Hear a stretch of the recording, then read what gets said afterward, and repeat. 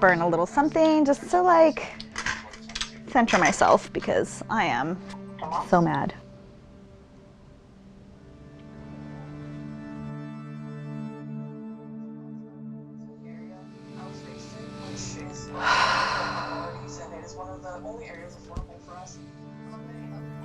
Hello, council members. Thank you for having us. I'd like to say that 1 minute is unjust after 40 years of struggle, and I ask the council president to make exemptions for folks reading comments for others and to be lenient with time. We'd like to acknowledge and uplift the residents of Barrio Logan. It's because of their irrepressible spirit and continual struggle for environmental justice that we're here today. So we're asking council to stand with community today to approve this plan as it is, unanimously and swiftly, without any exemptions for industry. Thank you very much. 40 years of struggle, and you can address the city council for a minute. Doesn't feel right.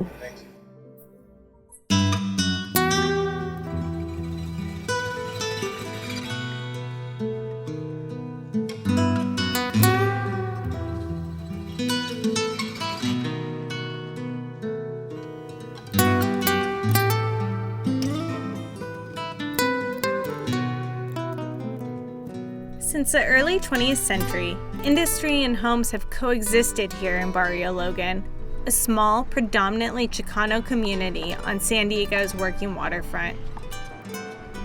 Residents here have been fighting for decades for policy changes that minimize industry in the area and create a less polluted community. This film captures the moments leading up to a critical city council vote that would prevent any new industry from building in the community. And when paired with a plan to electrify the big rigs that cut through the neighborhood to access support, could finally pave the way for a cleaner future. It also explores tensions as old as the barrio itself. As a local business that produces biofuel attempts to expand its footprint, even as neighbors begin filing complaints about the noxious smells coming from the facility. That's where our story begins. What I'm doing is I'm notifying all my tenants about this smell. Too bad the smell can't go through the lens right now because it is terrible out here. Buenas tardes, ¿cómo está? Bien, bien, aquí ya sabe, trabajando. Mire, le estoy dejando una notificación aquí para... ¿Usted huele el olor que pasa por aquí? Dios, está muy feo.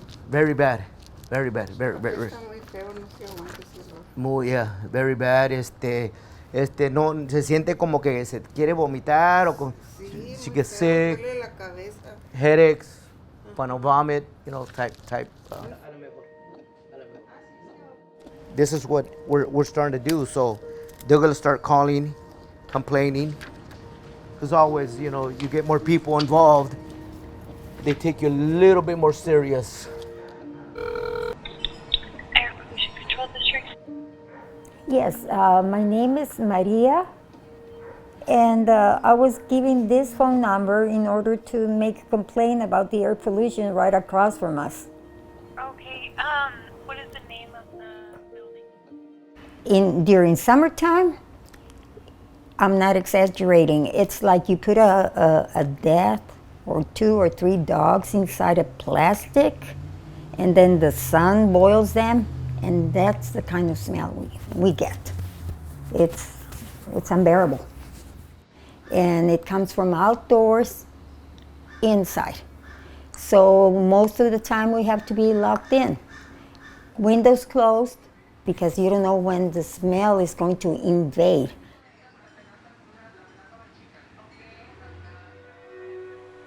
We are an industrial business, so we needed a property that was properly zoned for industrial business. We also needed somewhere that was centrally located. So when we were working with the city on where to place the plant, Barrio Logan came up as a suggestion of where to be because of the proper zoning. New Leaf recycles cooking oil from area restaurants and converts it into biodiesel, which is an eco-friendly alternative to diesel fuel with 80% less carbon emissions. Even if what the process that they're doing isn't toxic, their trucks are toxic. And even if they're biofuel, they're still emitting diesel particulate matter. At the end of the day, it's the same story. Our profit and what we bring to other people is more important than what we do and the harm we cause to the people here. When I first moved in here, I was really excited. A lot of things were different. There's a freeway right across from me. I can hear the ships that are making these loud noises and working. But I never thought that it was something bad until I started to notice my breathing. It was starting to become almost as if I was working out, but I'm just sitting at home. I also notice it when I'm cleaning. When I take the screens off of my windows, I literally, I wash them and it's completely black, just like black water running through. I thought it was normal, but when I started to tell other people that weren't living in this area, they would say to me, I don't have to do that, or that doesn't happen to me. So that's what it is. It's the pollution here. You can usually smell all the different fumes or chemicals that come through industries that are all surrounding us. You even see it most of the days, like even when it's a really clear sky, you kind of have like that gray haze that you could see, very faint. Once you see it, it's hard to not notice it anymore.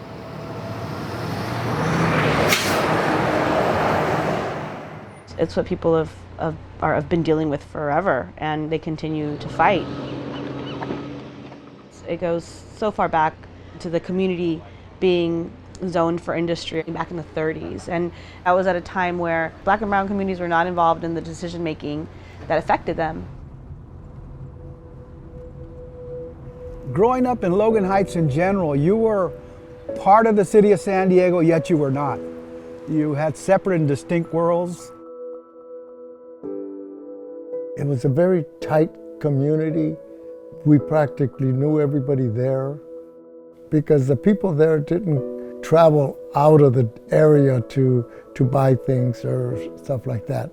Everything was done there. The churches, the theaters, the groceries, everything was right there in Logan Heights.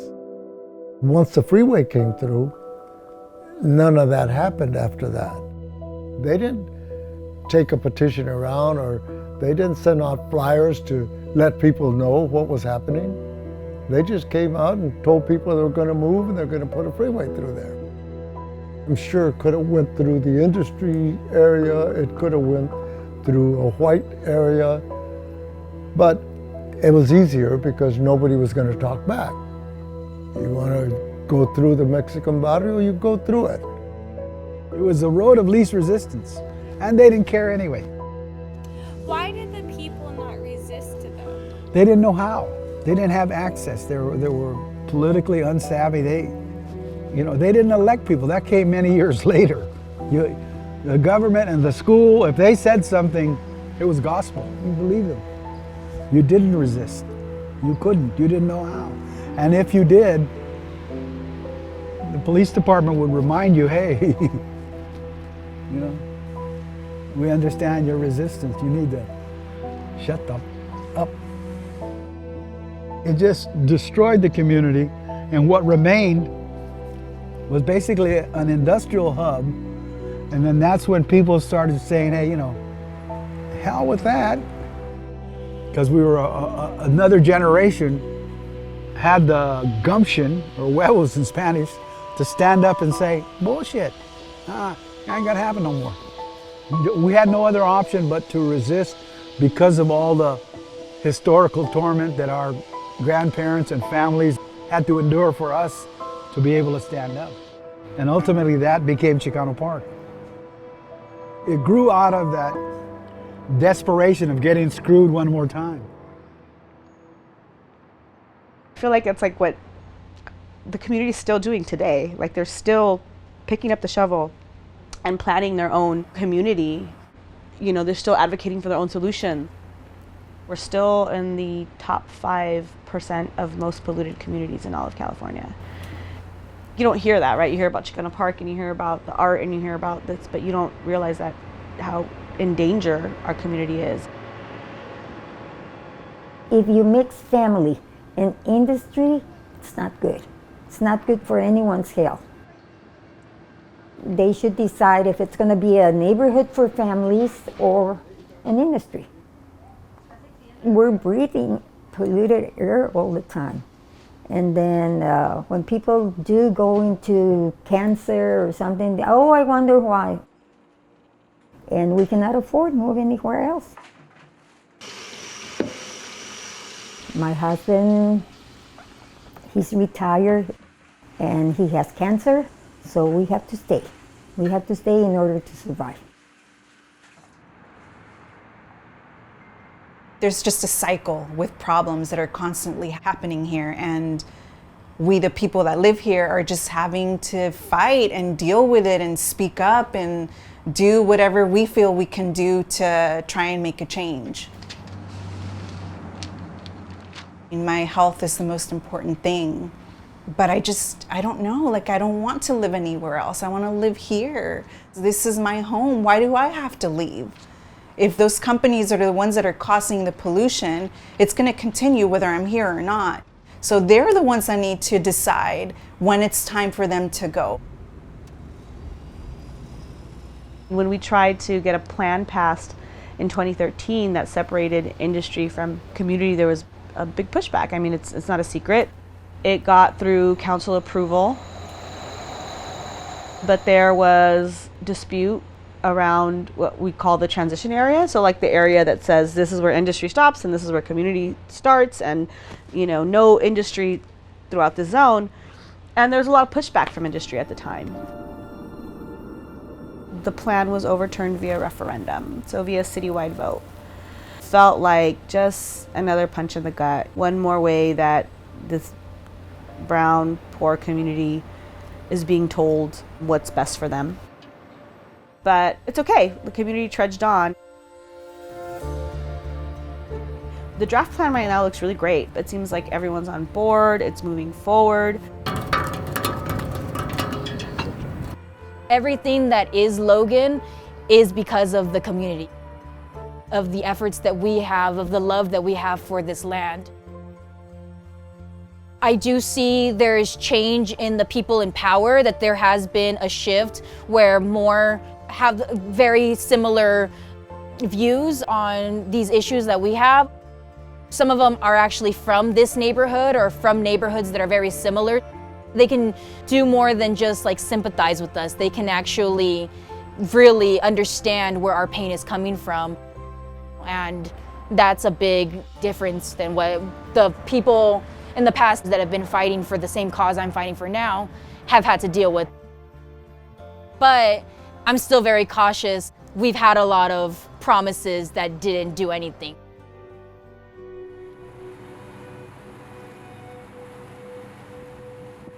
I was born and raised in San Isidro. I live right next to the port of entry, and those impacts are real. You have diesel trucks going in through the neighborhood, and at the age of 3, I was diagnosed with severe asthma at the emergency room. You look at that moment, 30 years after that, children that look like me are being diagnosed with severe asthma at high rates. It's really time for us to think of strategies where you can have a good, smooth industry operation, not at the cost of health of the community. For us at the port, it's like, what can we do? And we have cleaner technology.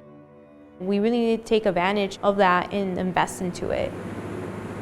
The Maritime Clean Air Strategy is our strategy to reduce air pollution.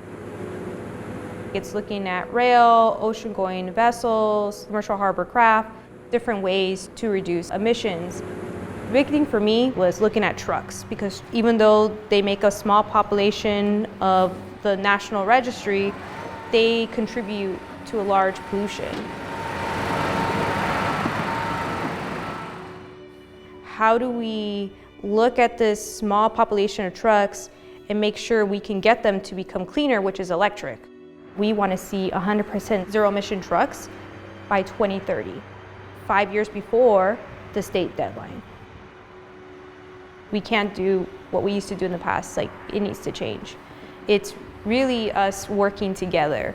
For a long time, it's just pointing fingers like, oh, it's a freeway, oh, it's industry, oh, it's this. Okay, so let's see who's tackling, because we're gonna show by inventory who's reducing the pollutants. At the time, 15 years ago, we certainly didn't know that there was an issue here in the neighborhood with environmental injustice and pollution. Those kinds of things we learned later after we'd built the plant, and certainly now we're devastated to be caught in the middle when our entire purpose of existing is to eradicate pollution. For the most part, we're really supportive of the plan. It has a lot of really good elements that I think are going to help the residents. We are, unfortunately, right in the middle of what they're calling the buffer zone, so that any new projects that we have will be subject to more scrutiny.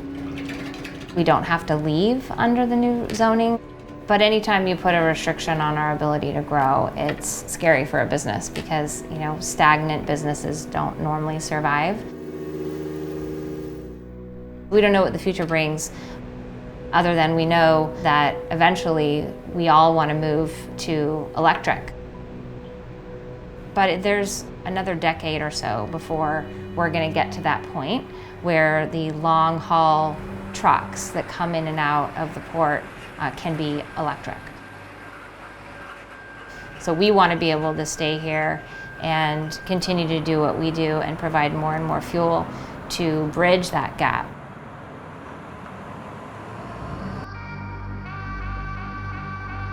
I remember the first time I came here, and I looked around and I was everywhere. I was on the walls, I was in the art, I was in the language, and I'd never felt more at home.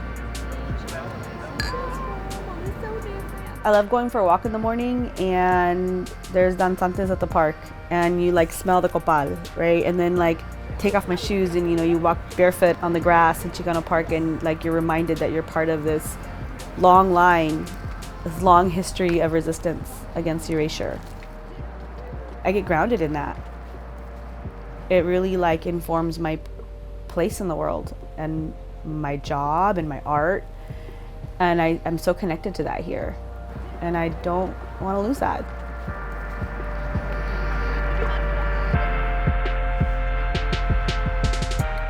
As negative as pollution is, there's just so much positive in our lives.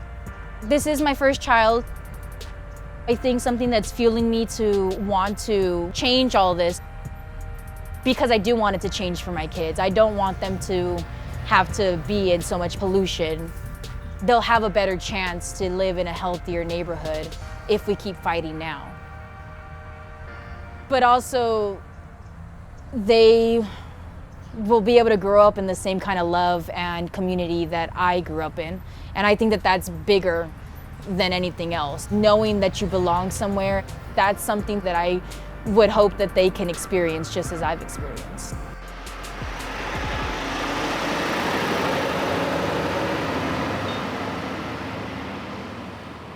We are pleased to present the Barrio Logan Community Plan update to you today. A draft that further strengthens the community's vision.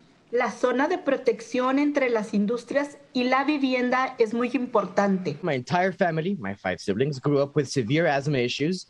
It's unfortunate that it was caused by the pollutants in the area I was raised in. New Leaf is very grateful to be a part of this community. You are not part of the community. You never even knew what we're about or who we were ever. Please pass the plan today and also pass tenant protection policy in 2022. Thank you. We will now go through member by member give each council member an opportunity to register your vote. Councilmember Moreno? Moreno, yes. Council President Ila Rivera? Yes. And with that, Council President, that passes unanimously. Thank you. That is very exciting.